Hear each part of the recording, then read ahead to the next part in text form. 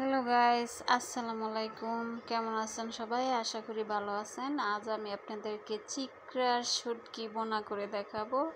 এই জন্য চুলায় একটা প্যান বসিয়ে দিয়েছি, দিয়ে আমি পেঁয়াজ কুচি দিয়ে দিয়েছি আর দিয়ে দিচ্ছি তেতো করা রসুনটা আমি তেতো করে নিয়েছি।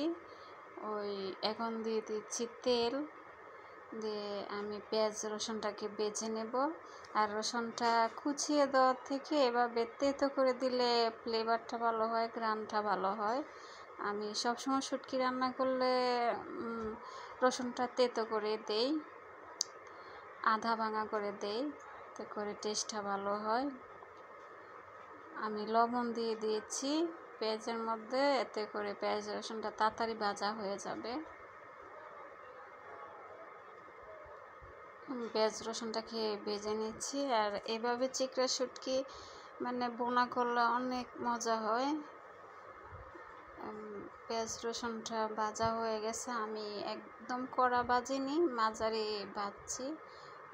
দেখুন, আমি শুটকিগুলো আমি কেটে ধুয়ে পরিষ্কার করে নিয়ে আমি গরম পানি দিয়ে ধুয়ে নিয়েছি। নিয়ে আমি এখানে মশলা দিয়ে রেখেছিলাম। এখানে মরিচ গুঁড়া, ধনিয়া গুঁড়া আর হলুদ গুঁড়া দিয়েছি, বাটা মশলা দিইনি। আসলে শুটকির তরকারিতে বাটা মশলা আমার কাছে ভালো লাগে না, তাই দিইনি। একটুখানি ঢাকনা দিয়ে ঢেকে রান্না করেছিলাম, কষিয়ে নিয়েছিলাম। আবার নাড়াচাড়া দিয়ে কষিয়ে নিচ্ছি। দেখুন, তেলটা উপর থেকে বেশি উঠেছে। এখন আমি ঝোল দিয়ে দেব। আর শুটকিটা আমি চামড়া ছাড়িয়ে নিয়েছিলাম। আমি শুটকির যে চামড়াটা আলাদা করে নিয়েছিলাম। আমি আবার ঢাকনা দিয়ে ঢেকে দিয়েছি, ঢাকনাটা উঠিয়ে নিয়েছি। আমি অফ ক্যামেরায় রান্না করে নিয়েছিলাম।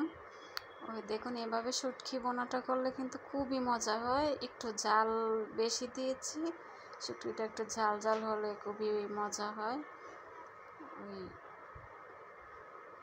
এখন আমি কাঁচামরিচ, ফালি করা কাঁচামরিচ দিয়ে দেবো এখানে। দিয়ে আমি একটু নেড়ে ছেড়ে দিয়ে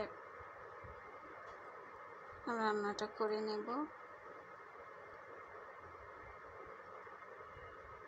আমি আবার একটু ঢাকনা দিয়ে দেখে রান্না করে নেব।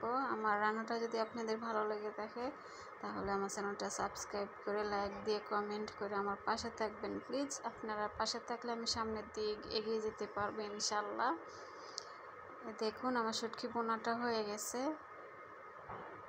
অনেক অনেক টেস্ট হয় খেতে গরম ভাতের সাথে।